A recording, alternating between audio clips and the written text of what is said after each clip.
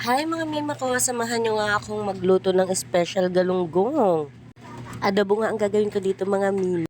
Ayan, nilalagay ko na ang mantika and then sinunod ko nga ang sibuyas at halu-haluin nga lang hanggang lumabas ang aroma niya. And then sinunod ko na nga ang garlic.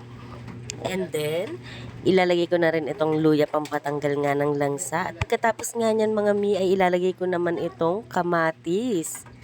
Hinalo-halo ko nga lang yan mga mima hanggang sa maluto nga yung kamatis dahil mas masarap nga ito kapag lutong-luto na nga siya.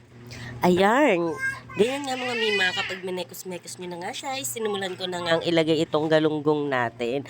Pinagpatong-patong ko nga lang yan at inayos ko dahil nilagyan ko nga ng toyo. Ayan, and nilagyan ko nga rin siya ng suka. Tapos nilagyan ko nga siya ng kaunting tubig para naman hindi siya mag-dry pag kumulo. Tapos nilagyan ko nga rin siya ng dahon ng laurel and then nilagyan ko siya ng lemon juice pero yan ay optional lamang mga mi. Tapos nilagyan ko nga rin siya ng black pepper and then nilagyan ko rin siya ng konting sili para may konting sipa nga siya.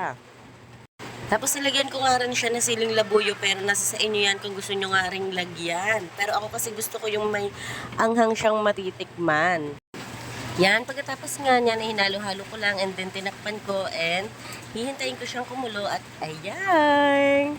Ayan na mga mi, ready na nga siya. Tapos binaliktad ko nga lang para pantay nga yung pagkaluto niya and then tatakpan ko nga lang siya ulit.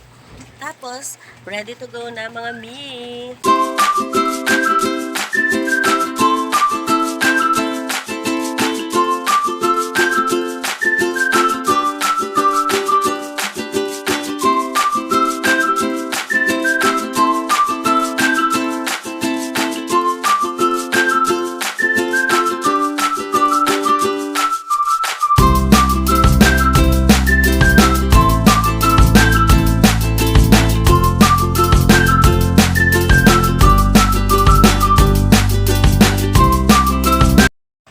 Ayan na ang ating finished product.